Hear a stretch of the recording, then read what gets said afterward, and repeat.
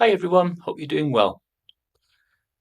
So, George Galloway does quite well, doesn't he, in Rochdale, the by-election, and the whole country, Keir Starmer and Rishi Sunak, not happy. Not happy. Why? Well, because they're still attached, aren't they, to the establishment? That's all they are, establishment tools. So they're very, very much dismayed because this is going to throw all plans, all their future plans into complete chaos.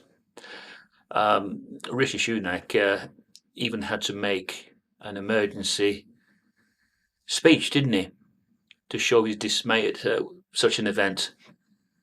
But how apt that George Galloway, now you might not like the man, a lot of people see a lot of bad traits in him, but this was certainly a way of the country to speak out against what was happening in Gaza. And I believe that because Labour and the Conservatives have supported this war from the beginning, that means that they are complicit in genocide that is currently taking place. I know they're trying to change now. Labour's trying to change its viewpoint on that, but the damage was done. People had already assessed both these parties as being complicit in the war, and the genocide that's taking place, the children starving, the children. It doesn't do too well coming up for an election that both these parties have seen it as not inappropriate behaviour to starve millions, to see young children with their limbs blown off. This is why. This is why these two are not in favour. And somebody's expressed the opinion that the Conservatives could well and truly go into oblivion after this. We'll have to see. You know, the general election is not till the end of the year, is it? But we'll have to see whether, because of their continued support for Israel, and of course, we need to say that none of us were happy about what happened at the start, but the payback is more than tenfold, isn't it?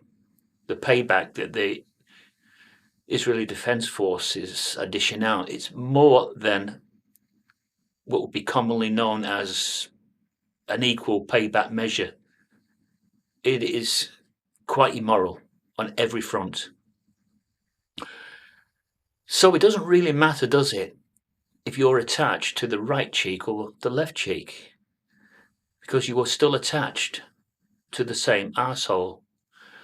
Now, I suppose that might have been an inappropriate comment by George Galloway when he was giving his speech, but you can't deny that it's true that BlackRock, no matter whether Labour's in or no matter if the Conservatives in, and we've had absolute categoric proof of this throughout the years with Blair, when the Labour in under Blair, then he was an establishment tool. Rishi is an establishment tool, and he will speak and dance to the tune of his paymasters, BlackRock Incorporated and Vanguard. And if they want war, then Labour and the Conservatives will also want war, because they are just echoing the same script as those that were there before them. And we judged those after the event, didn't we? Not right away. It took years after those immoral wars before we got the truth. But what's happening with this Israel and Gaza situation is that it's become apparent that no journalists are allowed to speak about what's going on, and they continue to be killed. 100 and odd journalists and United Nations operations staff have also been killed. So we know that something is taking place in Gaza that is completely and utterly inhuman. And it certainly does not fit within the realms of a fair payback. They say that they're not going to stop until all the hostages are released.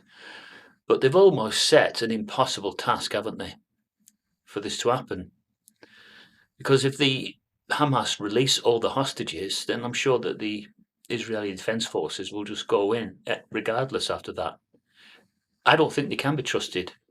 I don't think they are telling the truth. I think that more and more people have woken up to this very fact, and that's why I believe that Labour and the Conservatives won't be the parties of choice come the general election. Excuse me. So I'm right in the middle of this particular arse now, whereas these are on the left and the right. I'm right in the middle, so am I talking right dead centre to you all? But there's no denying it, people.